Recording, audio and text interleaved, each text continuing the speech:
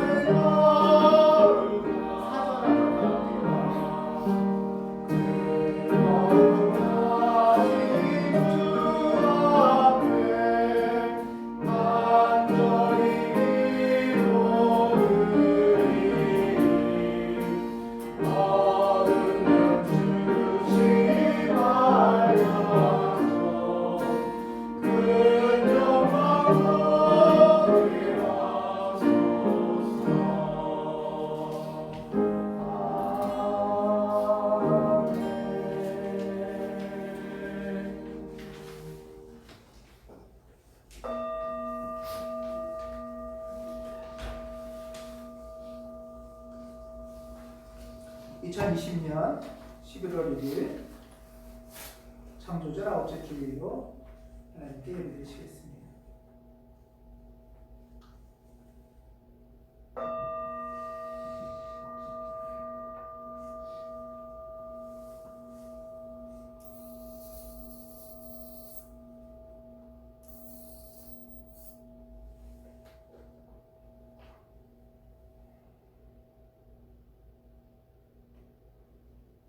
이 자리에 계신 하나님께 우리의 마음을 엽니다.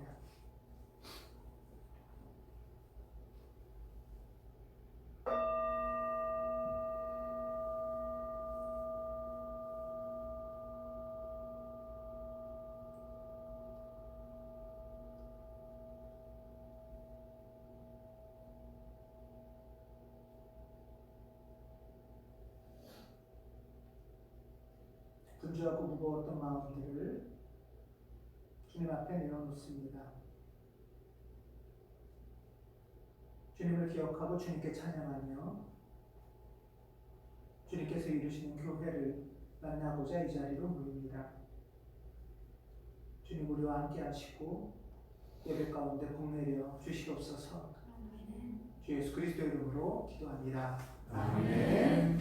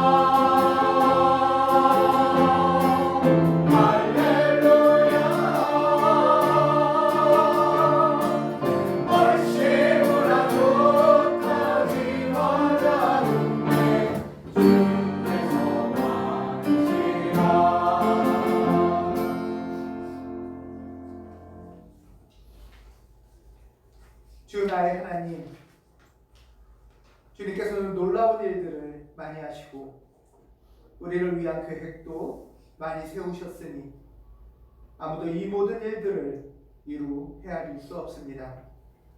너의 하나님, 내가 주님의 뜻 행하기를 즐거워합니다. 주님의 법을 제 마음속에 간직하고 싶습니다. 나는 많은 회중 앞에서 주님께서 나를 구원하신 기쁜 소식을 전합니다. 주님께서 아시듯이 내가 입을 다물고 있지 않을 것입니다. 나를 구원하신 주님의 의를 묻어두지 않고 주님의 성실하심과 구원을 말합니다. 주님의 한결같은 사랑과 그 기쁘심을 많은 사람 앞에서 감추지 않을 것입니다. 아멘.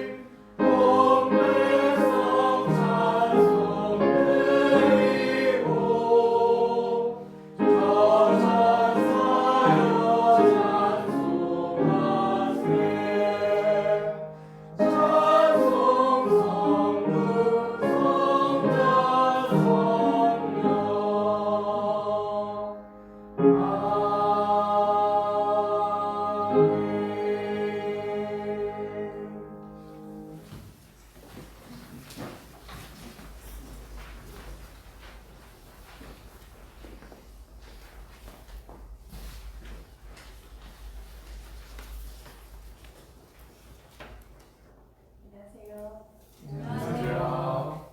네, 오늘의 시학교는 창세기 6장 5절 22절 5절부터 22절 말씀인데요. 제가 2018년에 같은 말씀으로 예배를 드렸습니다. 지금 유아가 이제 그때 3학년, 2학년 때고요. 2학년 때인가요? 네네. 그래서 내 질문이 그 노아의 방주에 태우고 싶은 사람이 누굴까 질문으로 이제 아이들이 그림도 그리고 제가 태우고 싶은 사람을 썼어요. 근데 보니까 뭐 가온교우들을 다 태웠더라고요.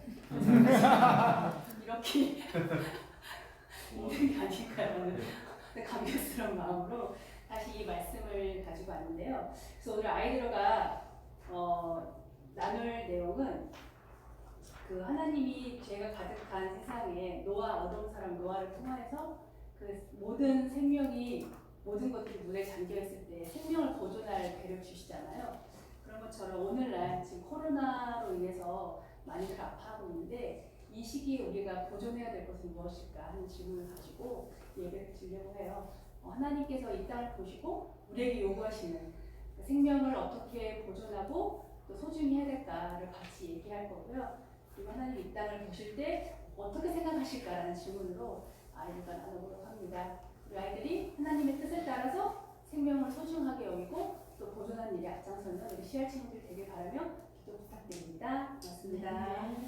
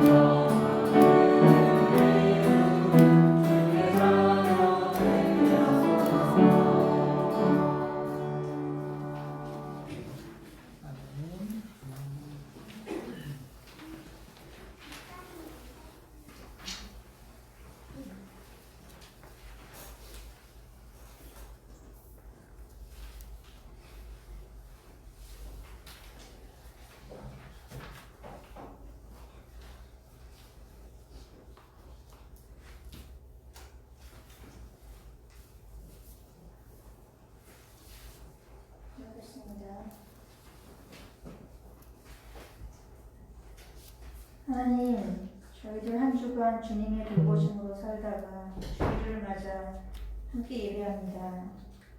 몇 달 만에 본격적인 교회당 예배를 제기하는 오늘 감격스러우면서도 조심스럽습니다. 코로나 속에서 벌써 새 계절을 보내는 동안 사람의 계획과 경영은 여러 차례 휘청거렸습니다. 하지만 돌아보니 주의 인도하심이었다고 고백할 수 있어서 감사합니다. 어려움을 만났을 때 저희 마음을 지킬 수 있어서 감사하고 어떤 상황에도 주의 자비하심을 기대할 수 있어서 감사하고 모든 것이 감사뿐입니다. 코로나가 좀처럼 진정되지 않고 유럽은 다시 봉쇄가 심해지고 있지만 저희는 최대한 방역에 힘쓰면서 일상을 이어가 보려고 합니다. 주님, 이 공동체가 여러 관문을 하나씩 통과하며 교회 기틀을 마련해가는 중요한 일정들을 앞두고 있는데 언제나 주님의 마음을 먼저 살피게 해주십시오. 온 교우가 뜻을 합해 이뤄가는 모든 과정에서 저희의 지향이 더 뚜렷해지고 서로의 연결이 더 든든해지기 원합니다. 주님이 이끌어 주시옵소서. 예수 그리스도의 이름으로 기도합니다. 아멘.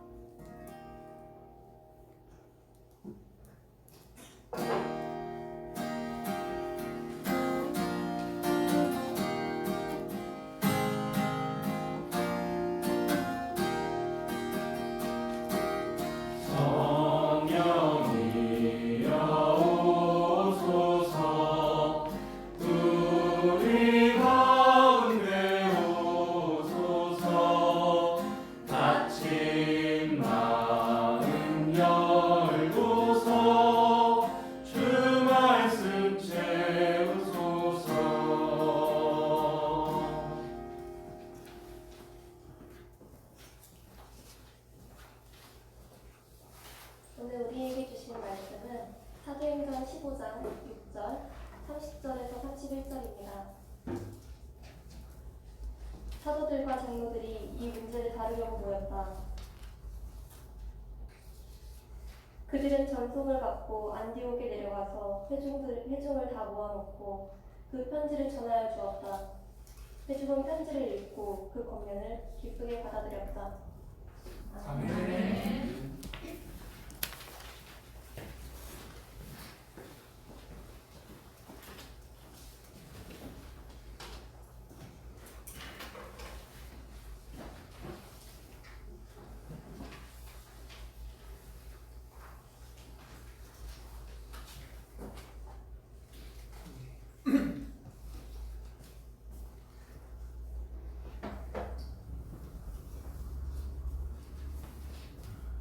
네, 안녕하세요. 안녕하세요. 반갑습니다. 반갑습니다. 조금 전에 기도해 주신 것처럼 우리가 방역 규칙을 잘 지키면서 조심스럽지만 이렇게 이제 교회당 예배로 11월부터 복귀를 합니다. 11월에는 한편으로는 또 우리 교회에는 굉장히 중요한 예배 예식이 있습니다. 다음 주일 오후 4시에 우리 가원시험성교회 장로 임직과 담임 목사 취임 예배를 드립니다. 그래서 이제 코로나 상황이기도 하고 해서 조촐하게 드리려는 마음에 이제 많은 분한테 알리지는 않았어요. 사실 그냥 제 개인 페이스북에만 올리고 이제 나머지는 이제 노회만 알려서 그랬는데, 근데 우연히 그 포스터를 본 지역의 분들이 계시더라고요. 그러고서 이제 질문을 어떻게 얘기를 하다가 목사님이 왜 다시 그 교회에 취임을 하는 거냐. 여태까지는 뭐그 임시였냐? 예, 이런 말씀을 물어보세요. 또 교회가 뭐 그래서 약간 뭐 설명을 하자면 그러면 교회가 정식 교회가 아니었냐?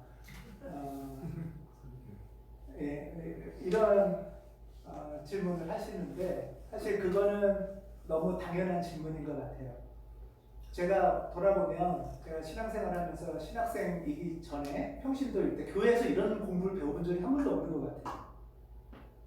이게 무슨 차이가 있는 거지? 그냥 하려니까 하는 거고 중요하니까 중요한 거지. 그래서 오늘 이것에 대해서 조금 나누려고 합니다, 여러분들하고. 이게 사실은 굉장히 중요한 거거든요. 이 부분을 교회에서는 전통적으로는 또는 규정상으로는 정치라고 불러요. 이게. 그러니까 정치가 뭐 이렇게 광화문 나가서 뭐 태극기원들 이런 게 아니라 교회를 어떻게 세워갈지, 교회를 세워가는 데 있어서 어떻게 누가 어떻게 마음을 모으고 의사결정을 하고 그것을 실천할지, 이런 과정을 정치라고 해요, 교회에서. 그래서 오늘 여러분들하고 같이 당의 조직의 의미, 또 조금 더 크게는 교회의 정치가 뭔가 하는 이야기를 좀 나누겠습니다. 이거는 잘 모르더라고요. 신학생들도 잘 모르기도 해서 이렇게 같이 공부하는 마음으로 해보겠습니다. 우리 교회는 한국 기독교, 그다음에 뭐죠? 장로교회예요. 한국 기독교 장로교회. 또 다른 교단 중에는 대한예수교 장로교회. 그러니까 그거는 이제 장로교가 중요한 거죠. 네, 장로교회에 이제 한국에 대한예수교 장로교도 있고, 한국 기독교 장로교도 있고, 대한예수교 장로교 안에 이제 많은 또 교파들이 나눠져 있습니다.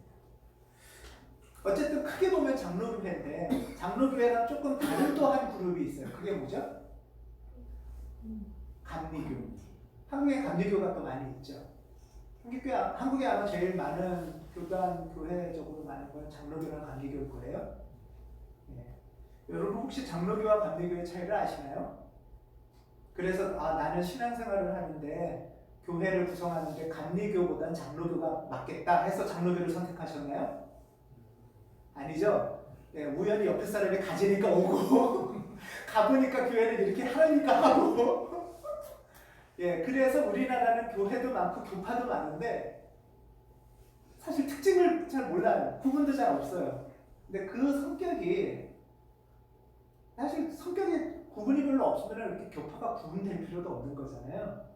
근데 원래는 고유한 특징들이 있어요. 고유한 특징들이 있어서 이 분리가 좀 있었습니다. 오늘은 교리적인 얘기가 아니라 정치적인 얘기라고 했어요. 교리적인 얘기는 감리교의 교리의 지도자는 웨슬리라는 이제 사람이에요. 영국 성공회의 개혁운동으로 나온 게 이제 감리교 웨슬리고요. 그거보다 전에 웨슬리는 좀 나중에 나왔고 그거보다 전에 1600년대에 나온 게 루터 칼빈이잖아요. 루터 칼빈은 이제 뭐 다 영향을 미쳤는데 특히 장로교회에 영향을 많이 미쳤어요. 그러면 칼빈교회라고 하면 되는데 장로교회라고 하잖아요. 그렇죠? 네, 그게 이제 조금 다른 건데요. 장로교회라는 거는 교리 이름이 아니라 정치 이름이에요. 네. 그래서 한국기독교 칼빈교회, 뭐 한국 대한예수교 칼빈교회 이렇게 안 하고 장로교회라고 하죠. 네. 무슨 말이냐? 이 표를 한번 보실래요? 딱 신학교 수업 시간입니다 지금. 네, 크게 보면 정치제도로 보면 여기 지금 감독제, 장로제, 회중제 이렇게 돼 있어요. 교회 개혁 운동을 하기 전에 1600년대 유럽에서 교회 개혁 운동을 하기 전에는 서양은 카톨릭 교회, 동방의 정교회 이 두 개만 있었죠. 네. 그러니까 서부 유럽은 카톨릭 교회라고 불렀고요, 동부 유럽은 정교회라고 불렀어요. 교회 이름을. 그러고 나서 1600년대 교회 개혁 운동을 하면서 성공회 또 성공회에서 나온 감리회, 그 다음에 장로회, 뭐 침례회 이런 것들이 이제 나중에 등장을 하는 거예요. 이게 어떤 부분이 있냐면 기본적으로 카톨릭 교회나 정교회에서는 제일 높은 사람이 누굴까요? 실제 권한이 있는 제일 높은 지도자. 교황이 아니고 주교예요. 주교. 그러니까 뭐냐 하면은 뭐 지역마다 다른데 큰 예를 들면 경기도 이런 게 한 뭐라고 부르냐면 그걸 교구라고 불러요. 교구. 수원교구, 서울교구 뭐 이런 식으로 나눠지죠. 네, 일종의 뭐 지역마다 다르지만 도로 봐도 되고요. 그래서 그 교구 전체를 지도하는 사람이 주교예요. 교구 전체를 지도하는 사람. 이 교구 밑에는 교회들이 여러 개 있죠. 그런데 이 교회 여러 명이 있는데 신부님들이 여러 명이 있는데 이 신부님들이 각자 개교에 알아서 지도하나요? 아니죠. 교회가 50개든 100개든 주교가 통찰을 해요. 주교가 다 지도를 하는 거예요. 그리고 주교가 교회가 만약에 여기도 있고 여기도 있는데 여기 개 하나하나의 성직자들이 있죠. 이 성직자들은 3년에서 5년마다 한 번씩 돌아가요. 교회별로. 아시겠죠? 네. 그리고 그래서 이제 주교가 명령을 해요. 이제 옮겨라 그러면 이렇게 옮겨라 하면 옮기고. 그래서 중앙에서 파송하고 순회한다 해서 파송순회제라고 부릅니다. 이 파송순회를 하는 지도권은 주교가 갖고 있어요. 주교가. 이 개교회가 아니라 개교회 신부님이 아니라 주교가 이제 지시하면 옮겨가는 거예요. 이거를 감독이라고 불러요. 이 주교라고도 하고 감독이라고도 불러요. 이걸 감독자라고 해요. 이해되시죠? 네. 이 주교가 이제 큰 주교, 대교구, 큰 대교구의 주교가 있는데요. 정교회에서 그걸 다 주교라고 부르고 주교들이 모인 총대 주교가 카톨릭으로는 교황 같은 거예요. 가톨릭에서도 실권은 교황이 있는 게 아니라 대주교들이 있어요. 그래서 이제 옮기라고 하고 지도도 하고 이런 것들을 해요. 이런 전통에서 성공회도 이런 전통을 갖고 있어요. 성공회도 그래서 우리나라도 번역할 때 신부님이라고 번역하고 주교님이라고 해요. 주교가 있어요. 서울 시청 앞에 대성당 있죠. 대성당 거기 서울대 주교회가 있어요. 이제 성공회도 주교가 있고 성공회 신부님들도 한 3년에 한 번 정도 이렇게 순회를 합니다. 우리나라 감리교는 물론 안 그래요. 우리나라 감리교는 안 그런데 미국 감리교는 그렇게 해요. 미국 감리교 중에는 이렇게 목사님들이 돌아가면서 하게 합니다. 그래서 개교회 성직자들은 파송 순회식이에요. 여러분들 이런 제도는 어떠세요? 예? 나름 장점도 있죠. 일단 제일 큰 장점이 개교회주의가 아니에요. 교회가 전체적으로 그래서 주교가 코로나 방역이니까 예배를 하지 마라. 그러면 모든 교회가 안 하는 거죠. 그 교구들은. 지금 개신교는 교회 하나하나가 따로따로니까 이 교회에서 하자고 그러고 이 교회에서 안 한다고 그러고 이런 게 있는 거잖아요. 그런 면에서 교회의 일치라고 할까? 전체에 아주 큰 힘을 발휘해요. 그리고 각 교회들은 헌금을 이제 위로 올려서 다 보내요. 그러면 개교회의 성직자들의 사례는 중앙에서 또 줘요. 이런 식인 거죠. 그러니까 개교회적이지 않고 굉장히 이렇게 근데 한편에 이렇게 굉장히 좀 하이어라키라고 하는 약간 피라미드 구조 같은 측면도 있죠. 장단점이 있어 보이죠? 네. 가장 약점은 뭘까요? 이런 제도에서의 가장 약점. 일반적으로 지도력이 없죠. 예? 일반적인 어떤 지도력 같은 게 없겠죠. 어떤 어떤 리더십이 자꾸 바뀌는. 교회의 개교회 입장에서 볼 때 네. 이 목사님이나 신부님이 좀 마음에 드는데 가버렸어. 이런 거죠. 다르게 말하면 목사나 성직자들의 파송 순회에서 여기는 성도들의 의견이 거의 반영이 안 돼요. 우리는 좋으니까 이 신부님이나 이분들을 10년간 계속 있게 해주고 하세요. 해도 그렇게 잘 안 되고요. 위에서 결정되는 사안을 그냥 따르기가 쉬워요. 그러니까 위의 지도력은 참 좋은데 평신도 개교회의 지도력이라고 할까? 교회 회중의 뜻은 잘 안 전달되는 거죠. 그리고 이렇게 중앙에서 돈이 이렇게 모아지니까 여기는 부자인데 교회들은 가난할 수도 있고 이런 면이 좀 있겠죠. 이게 이제 많이 부패화되면 가톨릭 교회의 부패라는 거는 1600년 당시에 교리의 부패가 아니라 이 정치의 부패였어요. 교회 내에.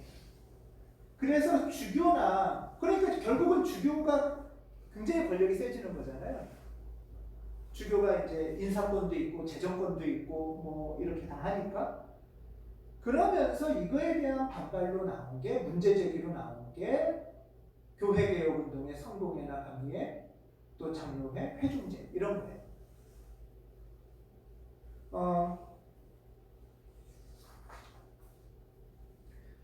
이 감독제 가톨릭 정교회 특히 이제 이 교회 개혁 운동은 정교회는 동부권이니까 빠졌고요. 가톨릭 교회에 대한 개혁 운동이에요. 서부 유럽에서 이것들은 전부 다 서부 유럽에서 난 개혁 운동인데요.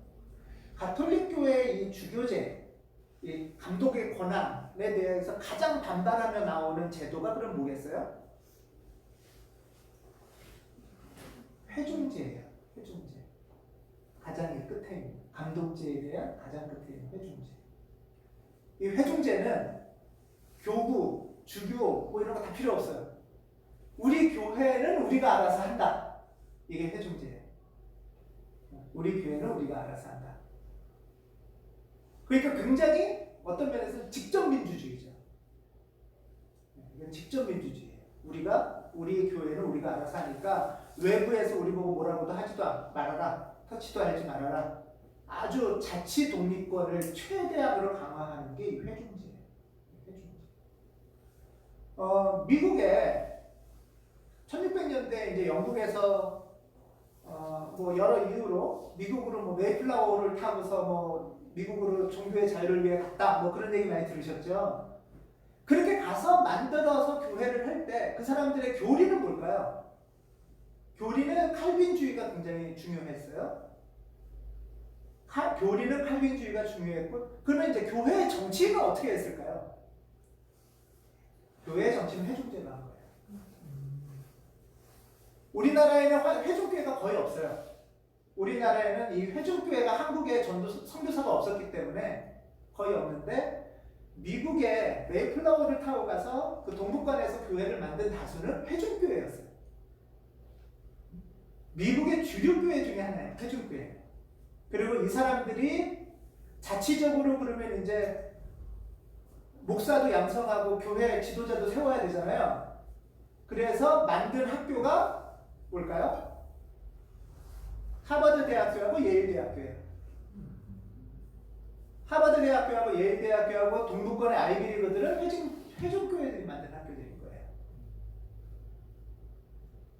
미국에서 굉장히 영향력이 큰 제도예요. 회중제.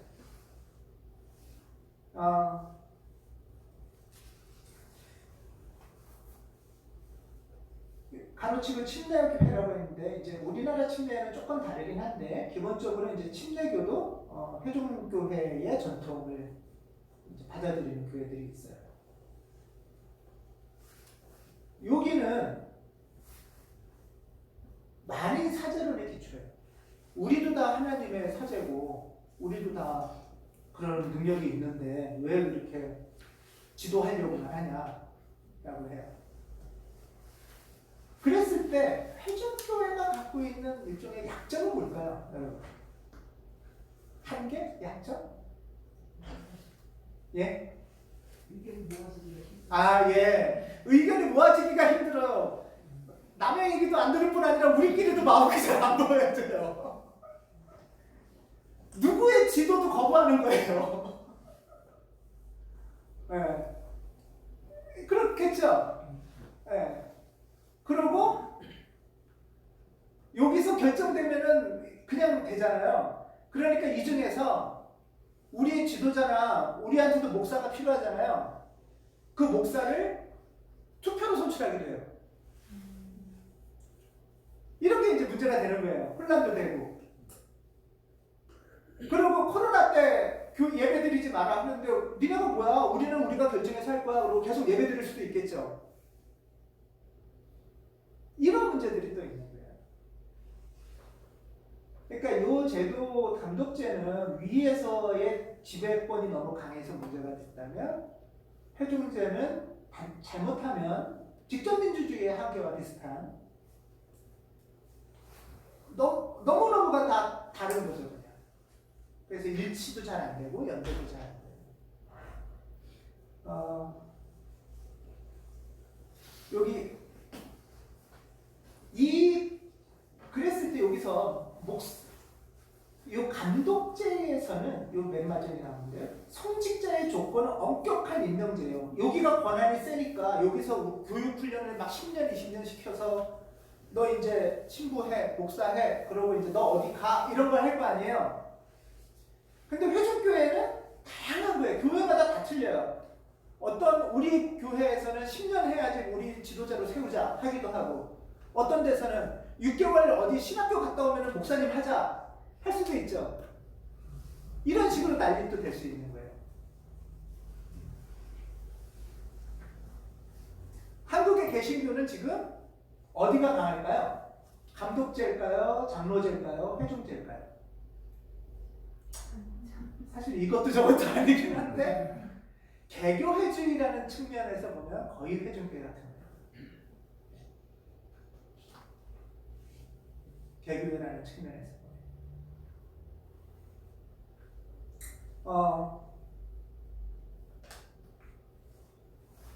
요 중앙에 또 하나 이제 당시에 교회개혁 당시에 등장하는 게 회중제와 더불어 장로제가 등장해요. 이거는 거의 동시에 등장하는 거예요. 장로제가 등장하는데 일종의 장로제는 정치적으로는 이 감독제와 회중제의 중간쯤에 있다고 저는 보여져요.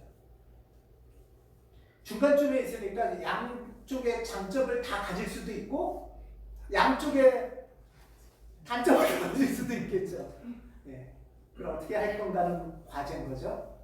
이 세 가지는 이 중에 어느 게 최고로 좋은 건 아니에요. 시대에 따라서 하나님의 요청에 따라서 계속 바뀌어갈 거라고 보여져요. 장로제는 뭐가 특징이냐? 자, 사실 장로제는 우리 노회 있잖아요. 노회 있지만 노회가 그렇게 크게 힘이 없어요. 그리고 노회장은 1년에 한 번씩 투표를 그냥 하는 거예요. 한국교회에서는 특히나 이제 개교회가 역시 강해요. 개교회가. 그래서 개교회가 담임 목사를 청빙하는 거예요. 담임 목사를 부르면은 목사가 이 교회의 노회에서 오는 거예요. 이게 무슨 뜻이냐? 다시 설명드릴게요. 장로회의 특징은, 자, 회중교회의 특징은 교회 목사가 그냥 교회 소속이에요. 교회에 사임하면 끝이에요. 회중교회는. 요 회중교회는 교회 교인들이 있으면 교회예요. 목사 없어도 교회예요. 목사가 없어도. 감독제는 교인이 없어도 돼요. 사제만 있으면 교회예요. 주교가 사제를 보내고 예배를 드리면 거기 교회가 돼요. 이해되시죠? 장로회는 굉장히 독특해요. 장로회는 저는 목사는 법적으로는 노회 소속이에요. 법적으로는. 그래서 노회가 있고 개교회가 있어요. 그래서 노회에서 보내는 목사, 그 다음에 이 교회, 우리 가온시원성교회의 교인 대표, 교인 대표를 뭐라고 불러요? 장. 장로. 그래서 목사, 노회에서 오는 목사 한 명과 교회 대표인 장로, 목사와 장로가 체를 만들어요. 회의 구성체. 이 회의체의 이름을 뭐라고 해요? 당회라고 해요. 당회가 있어야 교회예요. 장로회. 독특하죠. 목사만 있어도 아직은 교회가 아닌 거예요. 저는 노회에서 법적으로는 전도 목사라고 해서 이제 교회 개척을 하고 한 거고, 교인 대표를 법적으로 세워서 목사와 노회의 목사와 교인 대표 장로가 회의를 하는 게 교회예요. 장로회. 그래서 교회의 조건은 감독제는 사제만 있으면 교회인데, 회중교회는 회중들이 있으면 교회인데, 그러니까 회중교회는 목사 없어도 돼요. 그럼 평신도교회라고 소위 말하는 전통들이 있죠. 근데 장로교회는 목사와 장로로 구성된 당회가 있어야 교회예요. 이게 되게 독특하죠.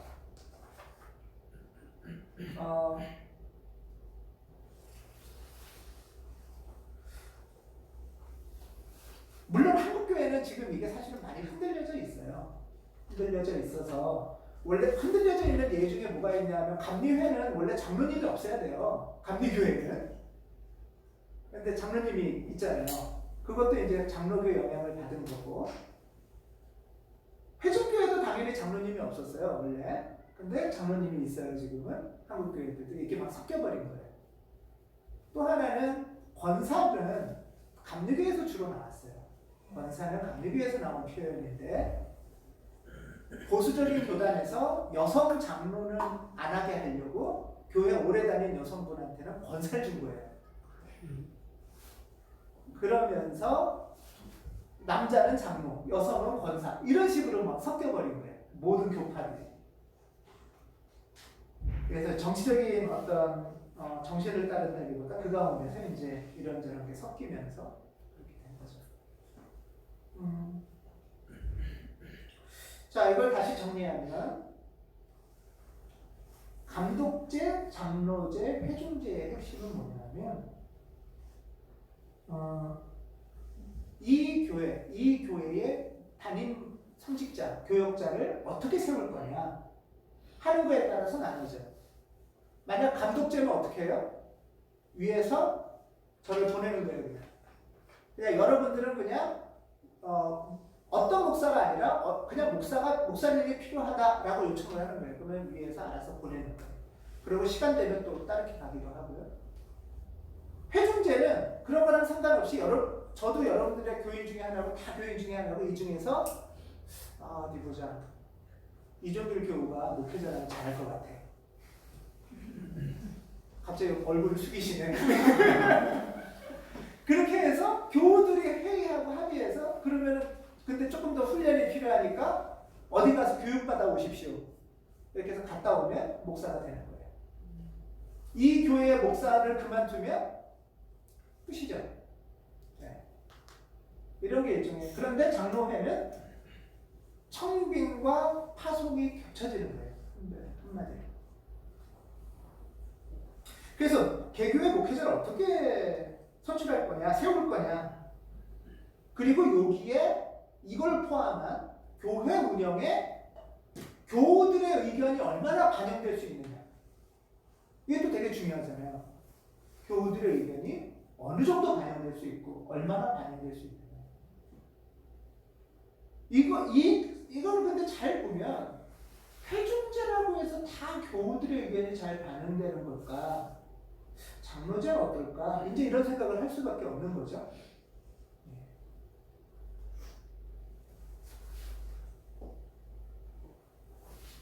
자, 이렇게 교회의 정치, 교회가 아주 교회에서 중요한 일을 하는 거, 예를 들면 지도자를 세운다든가, 또는 교회에서 어떤 사안이 있을 때 이거는 교회의 본질적인 사안이냐, 비본질적인 사안이냐에 따라서 우리 노래하잖아요. 본질적인 거는 붙잡고 비본질적인 거는 빼고, 또는 갈등이 있을 때 어떻게 할까? 하는 것은 교회를 세우는 데 있어서 굉장히 핵심적인 사안입니다. 그게 오늘 사도행전 15장의 이야기예요. 사도행전 15장은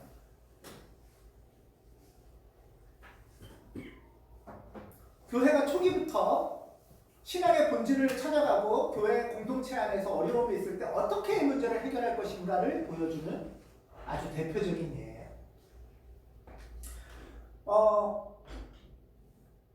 사도들, 12제자들도 있고 사도도 있고 한 시기 때인데도 아주 그러면 막 신앙이 뜨겁고 막 한 마음 한 뜻이 돼서 모든 게 다 그냥 뭐 순조롭게 되면 말 안 해도 뭐 예를 들면은 김홍철 집사님이 생각을 딱 하는데 추상실 교우가 난 딱 알아듣고 이러면은 그렇게 되면은 좋을 것 같지만 성경책에 보면 예수님 시대나 그 직후에도 그렇게 되지 않았어요. 서로 생각이 다르고 의견이 달랐어요. 그래서 모여서 이 문제를 어떻게 할까를 풀기 시작한 게 사도행전의 이야기예요.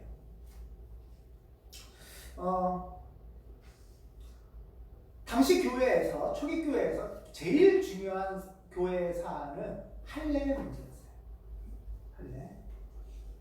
유대인들은 당연히 막 몇백 년 이상 된 할례 전통을 갖고 있었고, 예수님 제자들은 유대인들이면서 기독교인인 거죠. 유대인이면서 기독교인인 거예요. 이들은 다 할례를 받았던 사람들이에요. 예수님도 할례를 받았죠? 그러니까 유대인이면서 기독교인들은 당연히 유대인 할례 전통도 따르면서 예수님도 따르는 거예요. 그런데 안디옥이라든가 다른 비그리스도인들 지역에 가면서 비유대인들이 신앙 공동체로 들어오고 싶어 하기 시작을 해요. 그럴 때 유대인 기독교인들끼리 고민이 생긴 거예요. 이 사람들 할례를 해라고 해야 돼, 하지 말라고 해야 돼, 이런 거죠. 그럴 때 한쪽에서는 할례는 예수님을 믿는 신앙 공동체에서 본질의 문제다. 한쪽은 그건 안 해도 돼, 해도 되고 안 해도 되는 비본질적인 문제다. 이거 갖고 큰 갈등이 있었어요. 엄청나게 많은 갈등이 있었어요. 오늘 2절에 보면은 1절에 보면은 이런 말이 있어요. 15장 1절에 보면 여러분이 모세 관례대로 할례를 받지 않으면 구원을 얻을 수 없습니다. 이런 말을 유대인 기독교인들이 하는 거예요. 할례를 받지 않으면 구원을 얻을 수 없습니다. 이런 말이 있어요. 할례파가 있는 거죠. 기독교인 중에. 근데 한편으로는 비할례파가 있는 거예요. 비할례파의 대표적인 주자가 바울과 바나바예요.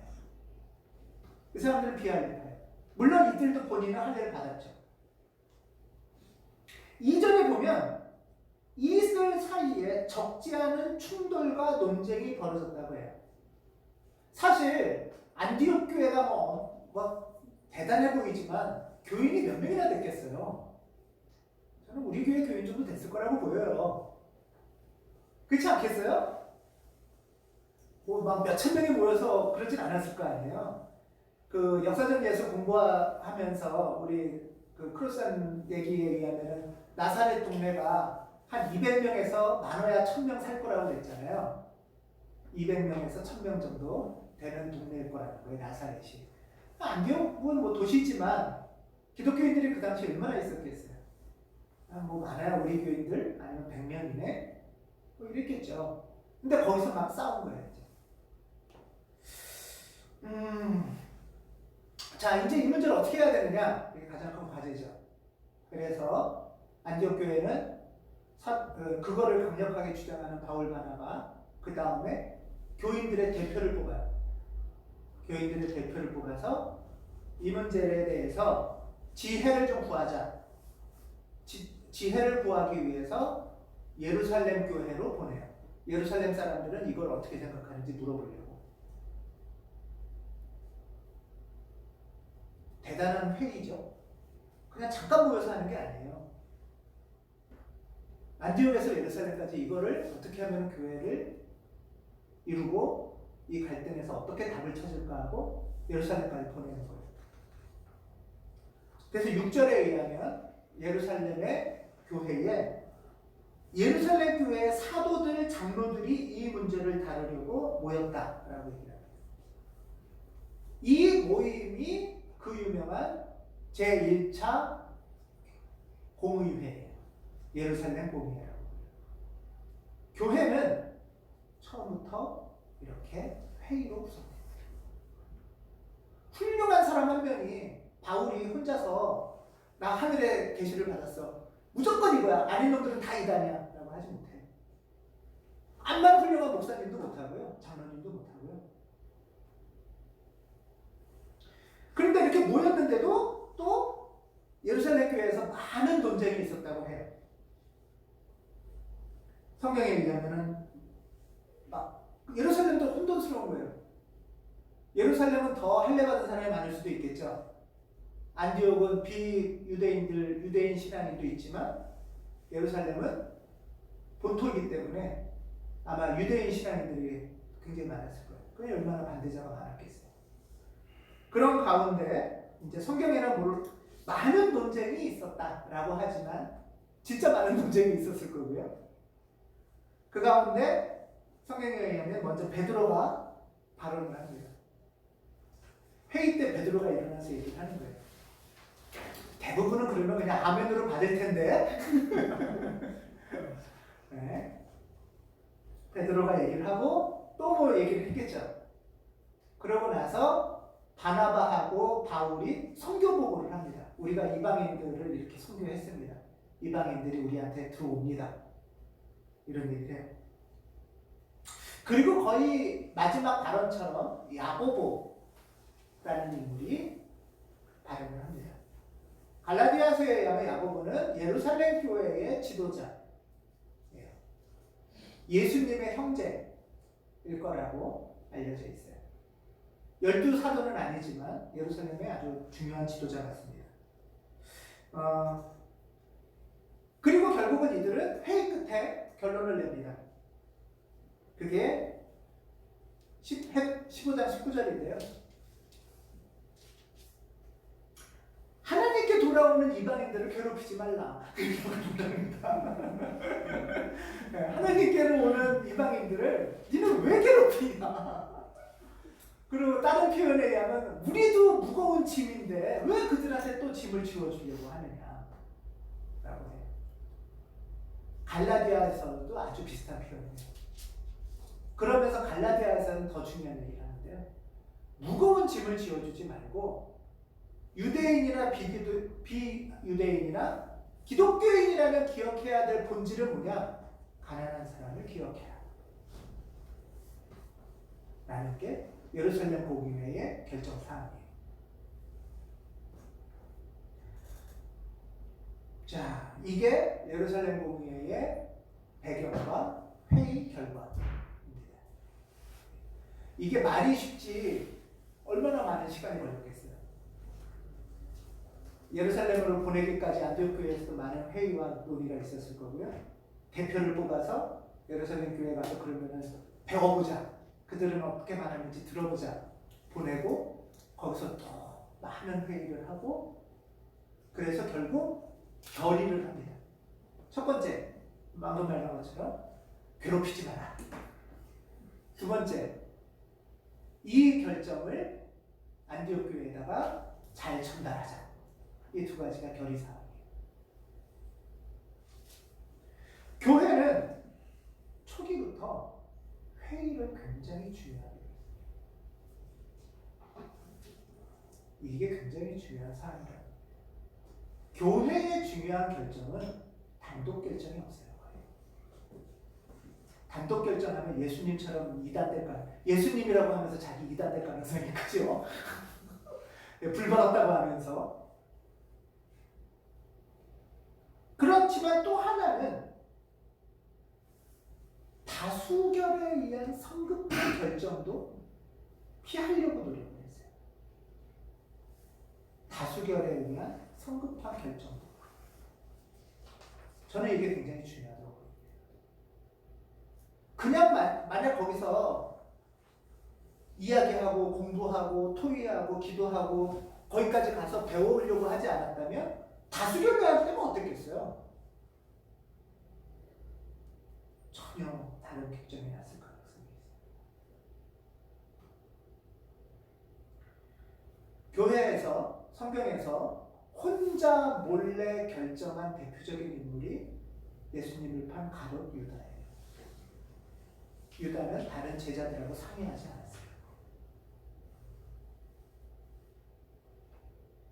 또 한편 성급하고 무리에 휩쓸려서 다수결로 결정한 또 하나의 결정은 예수님을 십자가에 못 박기로 한 거였어요.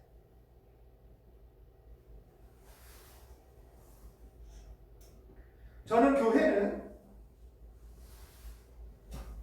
처음부터 기도하고 공부하고 분별하려는 현대식 표현에 의하면 수기 민주주의 회의체를 구성하려고 했다라고 저는 생각합니다. 이것이 저는 굉장히 중요한 우리 시대에도 교회가 이 사회에 기여할 수 있는 형태일 거라고 생각이 듭니다. 다만 문제는 뭐냐 하면 현실적으로 교회가 그렇게 안 한다는 거예요. 장로교회라고 이름은 붙어있지만 목사 혼자서 다 결정하거나 돈 많이 내는 힘센 장로 혼자서 다 결정하거나 하는 소수가 결정해버리고 나머지는 따라라. 감독제 같은 거죠. 왜곡된 감독제처럼 돼버리는 거죠.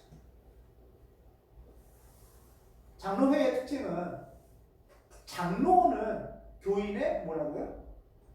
대표라고 했죠. 이건 철저하게 대의제를 수행해야 해요. 교인들의 뜻을 대의해야 되는 거예요.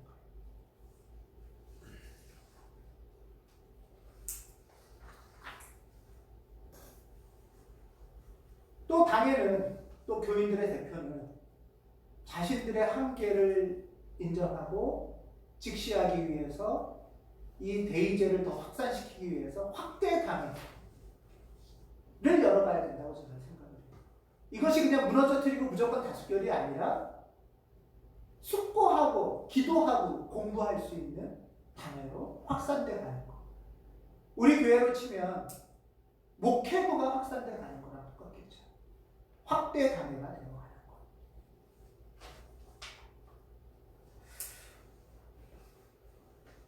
저는 최종적으로는 회종교회의 직접민주주의가 굉장히 바람직할 수 있다고 생각하지만 그런 절차를 거치지 않은 채 하는 직접민주주의는 굉장히 왜곡될 수도 있다 하는 것이 한계이지만 장로회 입장에서는 회중교의 정점을 적극적으로 받아들여야 된다고 저는 생각을 합니다.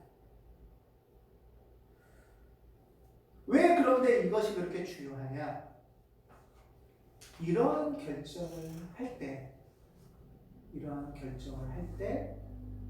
교회의 권위가 세워지기 시작한다 라고 보입니다. 교회의 권위는 가운 막 입고 번쩍번쩍한 목사가 돼서 권위가 생기는 것도 아니고 거대한 대형 건물을 져서 막 무시무시하게 압도해서 권위가 생기는 것도 아니고 교인 수가 많아서 그걸로 막 누르려고 권위가 생기는 것도 아니고 교회의 권위는 참으로 진지하게 우리가 이 과제를 어떻게 다루어갈까 기도하고 상의하고 숙고하고 또 배우고 그 가운데서 신중하게 결정해 갈 때 교우들은 그 결정사항을 존엄하게 존중하고 권위를 인정하기 시작한다 라고 저는 생각을 합니다. 이 숙고의 과정을 통해서 숙고를 하고 기도를 할수록 사람으로서의 모습의 한계가 더 드러날 거고 사람으로서 고의자의 한계가 더 드러날 거고 사람으로서 목회부들의 한계가 드러날 거고 하나님 앞에 더 자기를 개방하고 낮출 수밖에 또 교우들의 마음을 더 들을 수밖에 없을 거라고 보고 이를 통해서 교회는 교회다워진다 라고 생각을 합니다. 이런 과정을 거친다면, 그래서 이런 과정을 통해서 어떤 결정이 교회 차원에서 됐다면, 그러면 여러분들은 이 결정을 이제 어떻게 하시겠어요?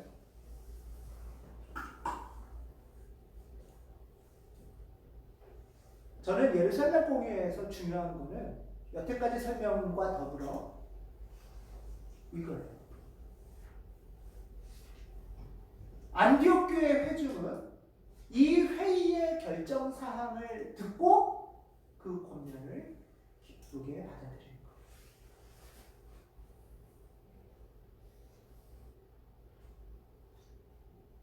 회의를 맨날 하는 게 뭐예요, 교회에서? 그렇죠?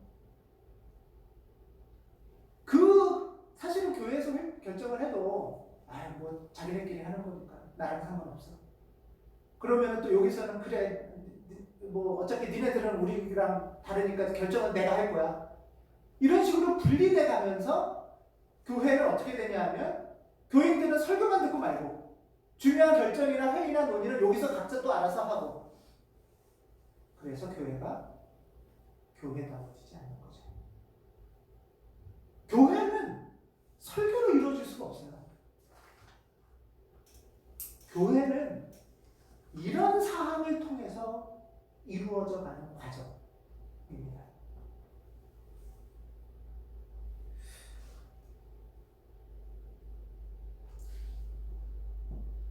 이런 과정을 거칠 때 그리스도인들은, 회중들은 교회의 결정을 존중하고 그 권위를 인정하고 그 권위에 순종하고, 그리고 그 다음부터 그것을 함께 즐겁게 실천하는, 그것부터 초기교회의 역사가 시작이 됩니다. 거기서부터 비그리스도인들을 향한 교회의 확장, 개방이 시작이 됐습니다. 예루살렘 교회에서 백날 회의하면 뭐예요?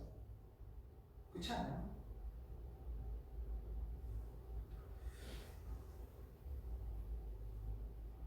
저는 이것이 예루살렘 교회의 결정 이상으로 중요한 상황인데, 안디옥 교회 회중들은 이런 과정들을 보고 듣고 그 과정에서 하나님의 계획을 기도하면서 그 결정을 존중했다고 생각합니다.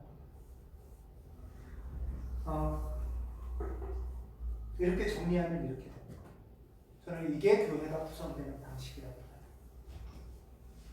교회도 사람들이 모이는 공간이고 공동체이기 때문에 언제든 많은 사안이 생겨요. 할례 받아야 구원돼, 할례 안 받아도 구원돼, 뭐 헌금 많이 해야 복 받아, 헌금 안 해도 돼, 주일 성수 엄청 잘해야 돼, 주일 성수 그런 거 필요 없어, 많은 거 있잖아요. 사실은 해야 될 얘기들이 우리 안에, 그렇죠? 뭐 목사라고 꼭 그래야 돼? 나도 할 수 있어. 할 거 어떤 사안도 있을 수 있어요. 사안이 일어나는 거는 문제가 되지 않습니다. 질문하는 거는 전혀 문제가 되지 않아요. 이걸 무서워하셔서는 안 돼요. 문제는 그 다음이에요. 그랬을 때 어떻게 회의를 할 것인가?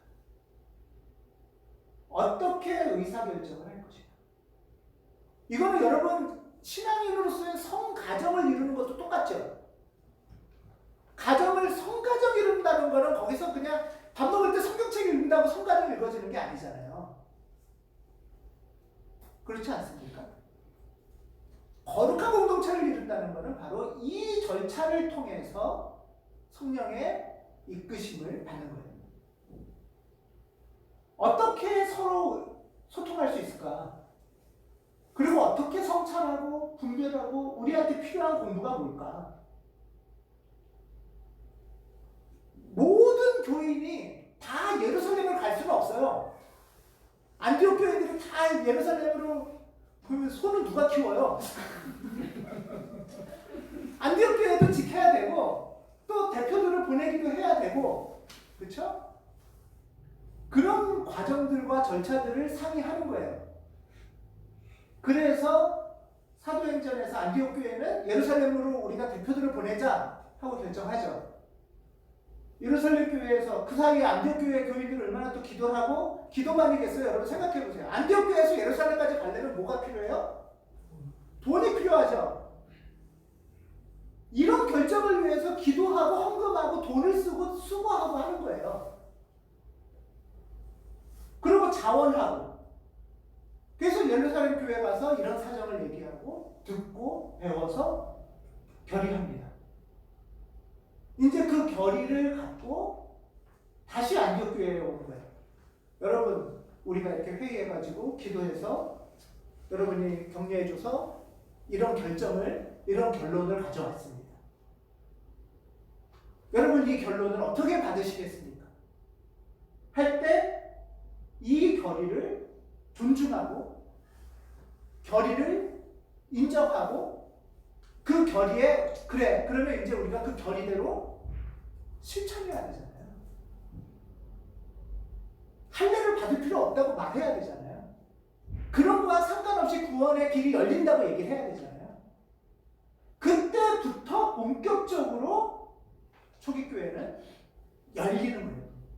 초기교회 기적이 시작되는 거예요.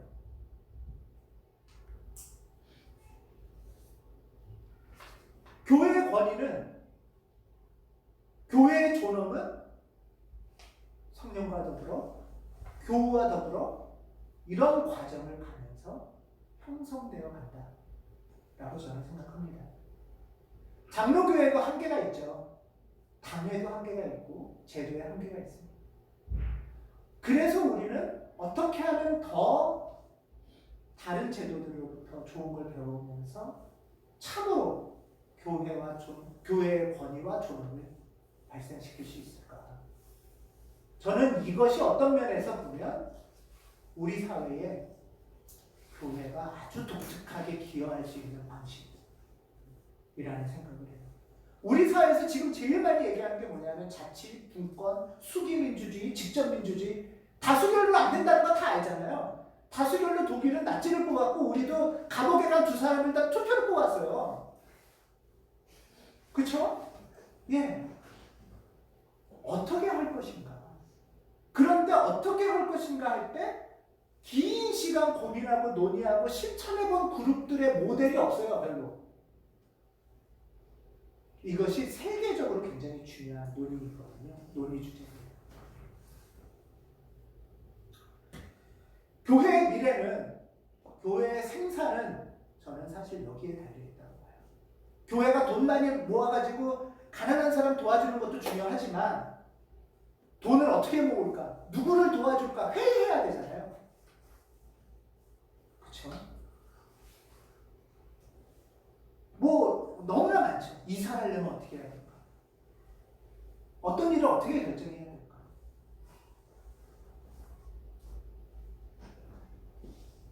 가온시원성교회가 당회를 조직한다는 건 아주 형식적인 거지만 우리 내부적으로는 점점 더 우리가 교회의 본질로 초대받는 과정이다 라고 저는 생각합니다.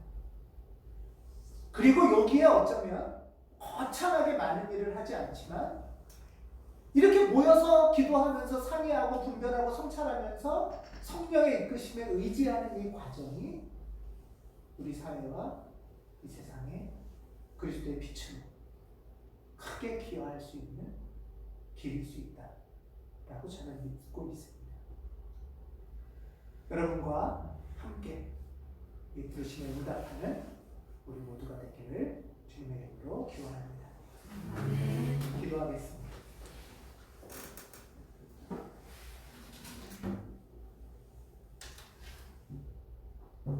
교회가 무너지는 이 시대, 서로가 불신하는 이 시대,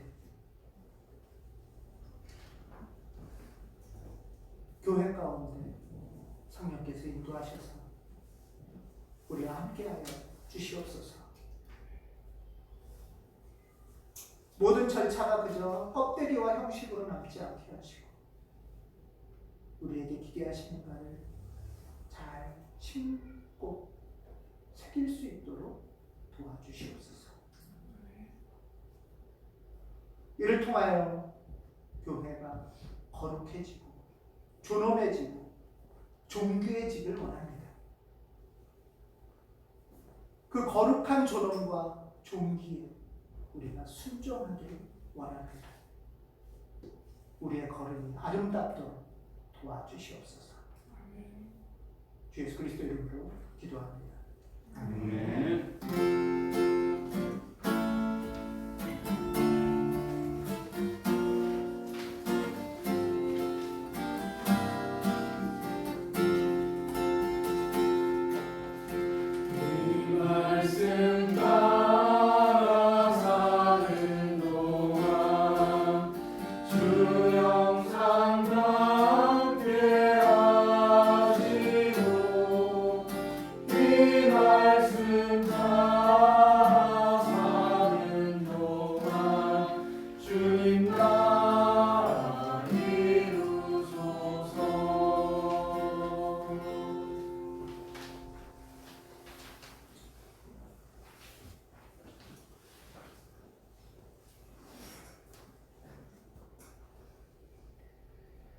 주님, 코로나 시대에 더 심각하게 교회가 비판받는 시대에 교회를 세우시는 하나님의 사역에 동참하는 의미를 묻습니다. 잘은 모르겠지만 수많은 비판 속에서도 여전히 저희는 그리스도인으로 살고 싶고 수많은 비난 속에서도 교회에 남고자 합니다. 새로운 시대 우리 교회를 세워가시는 하나님의 사역에 동참하는 우리가 되기를 소망합니다. 예측할 수 없고 알 수 없는 일들이 우리에게 많이 닥칠 것입니다. 많은 신앙의 사건들과 때로 많은 갈등도 일어날 것 같습니다. 그러나 주님, 우리가 그러한 일들이 일어났을 때 그러한 일 자체를 두려워하고 멀리하고 무서워하기보다는 하나하나의 상황 속에 임하시는 하나님의 은총을 기대하는 마음으로 교우들이 서로 소통하고 함께 성찰하고 주님의 뜻을 분별하는 그런 교회가 되게 하여 주시옵소서. 아멘. 우리가 하나님을 체험하고 성령께서 우리와 함께 하신다는 것을 머리로만 알고 입으로만 고백하는 것이 아니라 우리 교회에 내 옆에 있는 교우를 통해서 깨닫게 하시고 이 예배를 통해서 또한 우리 공동체가 행하는 많은 분별과 성찰과 소통을 통해서 하나님을 알아가게 하시고 성령을 체험하게 하소서. 그러한 일들을 통해 우리 교회는 하늘문을 여는 교회가 되게 하시고 우리의 교회가 행하는 권위와 존엄은 다른 것으로부터 오는 것이 아니라 우리들로부터 시작된다는 것을 우리가 스스로 깨닫게 하소서. 하나님, 우리를 격려하시고 우리에게 힘을 주시옵소서. 아멘. 앞으로 더욱 하나님께 나아가는 교회가 되길 소망하오니 우리를 인도하여 주소서. 주님, 우리가 하나님께 드리는 헌금 또한 새 시대에 맞는 물질에 대한 이해, 헌금에 대한 이해를 갖고 선하게 사용될 수 있는 하나님의 헌금이 되게 하소서. 감사드리며 예수님의 이름으로 기도드립니다. 아멘.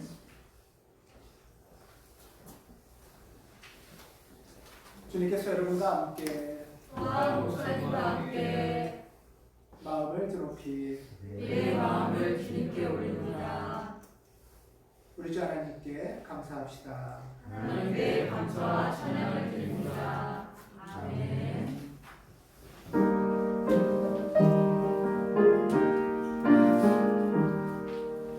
귀하신 주님 계시고 그 백성 함께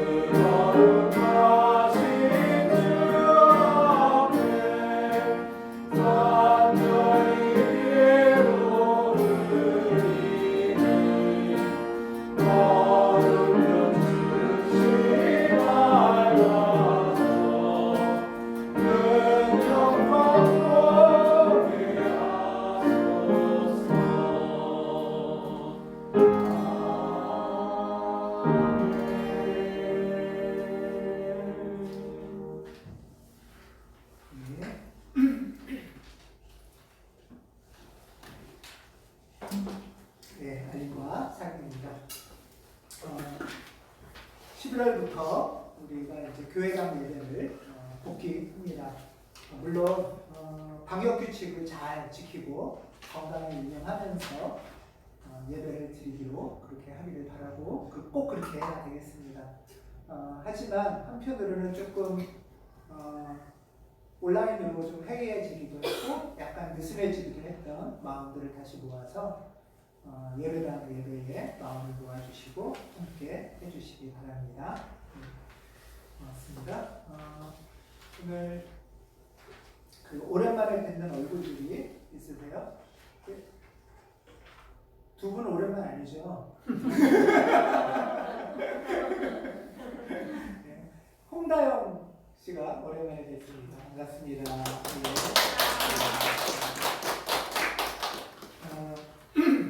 그리고 오늘 오후에 예배 마치자마자 청소를 하고요. 그리고 나서 뭐 시간이 되시는 분들은 이렇게 삼삼오오 식사를 하고 그리고 조금 뭐 차를 마시기도 하고 축가 연습이 필요한 거는 축가 연습도 하고 그렇게 하겠습니다. 예. 다음 주일 안내인데요. 다음 주일은 오후 4시에 장로 임직 및 담임 목사 취임 예배를 드립니다. 여기서 중요한 거는 교우 여러분들이 주체예요. 두 주체가 있어요. 하나는 저는 어디 소속이라고요 원래? 노예 소속이니까 노예 주체가 있고요. 또 평신도 대표를 세우는 거잖아요. 그러니까 교회 주체가 있고요. 이렇게 해서 양 주체가 같이 하는 거예요. 그래서 일부는 이제 노회가 주관해서 예배를 드리고요. 2부에는 교인 대표를 세우는 장로임직 순서라 장로님께도 질문을 하고 또 여러분들에게도 질문을 할 겁니다. 교우들에게. 여러분은 예를 들면 고위자 장로를 교인 대표로 세우시겠습니까? 하고 물어볼 거 아니에요. 그렇죠. 그 다음에 세 번째는 이제 제가 그리고 장로 당회가 생기면서 제가 담임 목사로 취임을 합니다. 그랬을 때 저한테도 이제 서약을 하고 또 여러분들은 저를 담임 목사로 가온시험 성교회 담임 목사로 이제 청빙 추대를 하시겠습니까? 그러면 또 그거에 대한 답을 해주셔야 됩니다. 그리고 이제 네 번째가 축가 또 꽃다발. 그러니까 꽃다발하고 선물은 여러분들이 장로님하고 저한테 주셔야 돼요. 그러니까 저희를 맞이해 주시는 거예요, 여러분들. 교우들이 주체가 돼서. 예.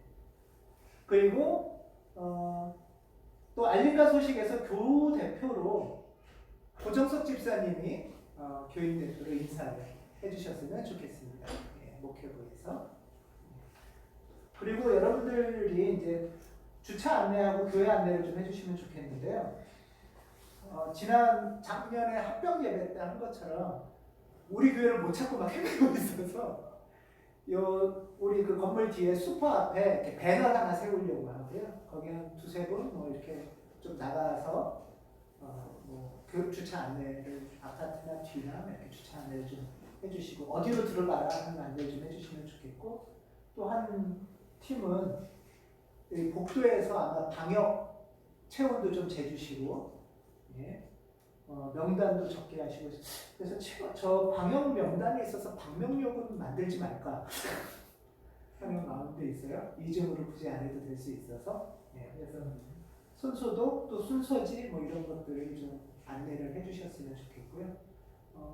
좀 거리 의자 배치도 그렇고 필요하면은 저는 방에도 이렇게 이 스크린을 방에다 설치하고 실시간으로 영상을 방에서도 틀어서 좀 거리두기를 하고 그렇게 좀 앉을 수도 있겠다 이런 생각도 좀 합니다. 그래서 뭐 같이 다 서약하고 모여야 될 때 모여도 또 좀 떨어져 있을 때 떨어져 있고 그렇게 하면서 안전한 가운데 규칙을 잘 지키면서 예식을 준비했으면 좋겠습니다. 예식과 관련해서 혹시 안내나 공지 더 해주실 거 있으실까요? 고정석 집사님 혹시 안내해 주실 사항이 있으신가요? 제 생각은 이쪽으로 나와서 해주세요. 마이크로 해주시면 좋을 것 같아요. 사실 이제 평신도 저희들이 주도적으로 이 행사를 준비를 하고 해야 되는데 지금까지 목사님께서 다 이렇게 틀을 짜고 저희가 이제 실행을 하는 형태가 됐어요. 근데 그렇게라도 열심히 할 수 있도록 역할을 좀 나눠야 되겠다 생각을 했거든요. 그래서 일단 예배 끝나고 청소 먼저 하고 식사하고 오늘요? 예, 가지 마시고 저는 이 그 경청 소모임 지기들 중심으로만 얘기를 하려고 했었는데 오늘 설교 말씀도 듣고 해보니까 이렇게 몇몇으로 해서 전파하기보다는 다 같이 참여하는 마음으로 식사 후에 나누셔서 조금 토론도 하고 하셨으면 하는 생각이 들었거든요. 그래서 여기 이 외에도 체험 명단, 손소독, 소서지 이 외에도 더 좋은 아이디어들이 있을 것 같으니까 청소 먼저 같이 하시고 이후에 다시 좀 협의를 했으면 좋겠습니다. 축가 문제요. 간단하죠. 추가는 그 이후에 그 이후에 하도록 하겠습니다. 예. 예. 그렇게 하시는 걸로. 시간 되시는 분들은 같이 뭐 이렇게 어렵게 많이 논의할 건 없고 간단하게 이야기 나누면 될 것 같아요. 그리고 식사는 안 합니다. 이때 코로나 때문에 이 예식 마치고 식사는 안 하고요. 그래서 이렇게 작은 답례품을 준비를 해서 하나는 이따 말씀드리겠지만 수건 하나랑 떡 하나 정도를 이렇게 준비하려고 생각을 하고 있고요. 근데 이 포스트를 보고 소식을 듣고 떡을 우리 지역의 화성항과에서 선물을 해주시겠대요. 우리 교회에 완전 유기농 좋은 떡을 박수로. 그래서 이렇게 상자에 싸서 스티커도 붙여가지고 다 만들어서 그렇게 다 해주시겠다고.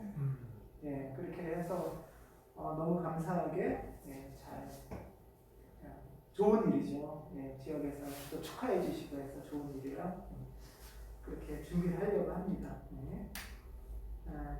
그리고 이제 수요 신학 모임은 저녁 7시 반에 이거는 온라인으로 참여하시면 됩니다. 수요 신학 모임 하나님 나라에 대한 설교, 공부 두 번째 시간입니다. 참여하시고요. 그다음에 11월 예배위원 보시고요. 그다음에 지금 생각에는 셋째 주일은 감사주일로 올해는 다음 주가 이제 예식이 있어서 감사주일은 간단하게 조촐하게 돌아보는 시간으로 셋째 주일 삼으려고 생각하고요. 뭐 식사나 오후 모임이 없어서 15일 날 원래 오늘 경청소 모임을 가질까 했다가 안 하게 되잖아요. 그래서 셋째 주일 날 오후에 편안하게 하시면 좋겠다 이런 생각이 있습니다. 그리고 11월 마지막 주일부터 대림절이 시작이 됩니다. 대림절 성찬례가 시작됩니다. 그리고 정한철 집사님 여러분들 기도해 주시잖아요. 그래서 서류는 합격을 하셨어요. 일단 박수. 경쟁이 되게 센가 봐요. 근데 서류 통과도 3배수로 합격을 시켜서 3분 중에 한 분이 되는 거예요. 그래서 여러분들 면접이 다음 주 언제죠? 다음 주 목요일입니다. 네, 면접이 다음 주 목요일이시랍니다. 5일날. 기도해 주시기 바랍니다. 그리고 한유가 어저께 이제 면접 수시를 시작을 해서 여러분들 계속 고3의 시간 기억해 주시고 기도해 주시기 바랍니다. 그리고 11월 생일이네요. 오늘이 신주영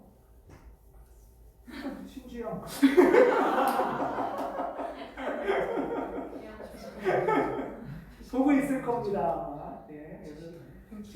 신주영도 또 저도 이번 주가 생일이에요. 한수연 집사님 또 김도현 주목님 이렇게가 생일이네요. 그리고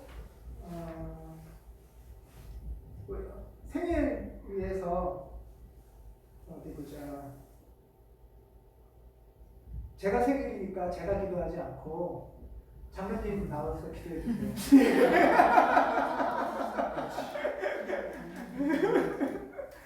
일로 나오셔서 생일자들 다. 그렇죠. 네, 장로님께서 생일자 네 분을 위해서 기도해 주시기 바랍니다. 짧게. 네, 기도하겠습니다. 하나님 감사합니다. 네 분의 생일이 11월이네요. 이 좋은 계절에 하나님께서 이 사람을 보내주시고 주님의 자녀로 삼아주셔서 너무 감사합니다. 신비로운 자매 앞길을 주님 열어주시고 아멘. 다음 날이 주님 안에서 풍요롭고 아름다운 미래가 펼쳐질 수 있도록 주님 축복하여 주십시오. 아멘. 하나님 오생 목사님, 저희 교회 이제 담임 목사님으로 아버지 이제 참배이 되시는데 하나님 앞으로 저희 교회를 정말 하나님께서 기뻐하시고 하나님 뜻이 무엇인지 잘 헤아려서 그 길을 잘 따라가는 또 교우들을 진심으로 사랑하고 하나님을 정말 앞세우는 그런 목사님 될 수 있도록 도와주십시오. 아멘. 하나님 한수연 집사님, 하나님 그 마음에 주님께서 그 마음의 복을 주시고 그 마음을 주님 헤아려 주시고 그 마음에 주님 하나님의 아름다운 마음을 그 마음에 주셔서 앞날에 주님께서 건강을 주시고 주님께서 인도하시는 길을 잘 걸어갈 수 있도록 주님 축복하여 주십시오. 아멘. 하나님 마지막으로 김도현 주목님을 위해서 기도합니다. 하나님 앞으로 목회자의 길이 얼마나 또 험난하고 또 어려울지 하나님께서는 아시지요. 하지만 하나님 그 가운데 주님께서 임마누엘 하나님께서 그 주님께서 함께 하시길 길을 정말 기도하고 또 함께 하시기 때문에 그 길이 어렵지만 또 즐겁고 기쁘고 아름다운 길이 될 줄로 믿습니다. 아멘. 하나님 그 앞길을 시온의 대로처럼 주님께서 늘 아름답게 열어주시고 늘 주님의 손잡고 같이 걸어가는 우리 김도현 주문이 될 수 있도록 축복하여 주십시오. 아멘. 감사드리며 예수님의 이름으로 기도드립니다. 아멘. 고맙습니다. 네, 축하합니다. 고맙습니다. 그리고 한 가지 선교 소식인데요. 구물코학교에서 화성시 청소년 정책제안대회에 세 팀이 지원을 했는데 그 중에 2팀이 본선에 진출을 했어요. 본선에 9팀인가요? 네, 9팀 중에 2팀이 진출을 해서요. 또 그 중에 한 팀이 어제 우수상을 받았습니다. 네, 그래서 이런 청소년 시기에 이런 경험들을 할 수 있도록 또 우리 교회의 사회 선교잖아요. 그런 것들을 가르쳐주고 전달해 줄 수 있도록 수고해 주셔서 감사하고 김도현 주목님, 박민현 주목님 어제 애 많이 써주셨어요. 감사합니다. 우리 같이 평화의 설을 나누겠습니다. 그리스도의 평화를 빕니다. 고맙습니다.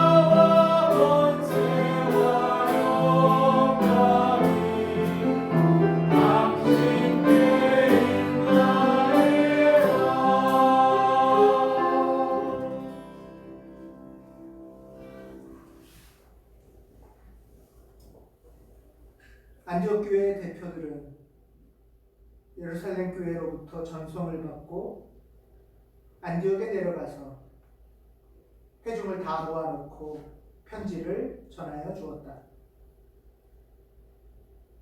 회중은 편지를 읽고 그 권면을 기쁘게 받아들였다.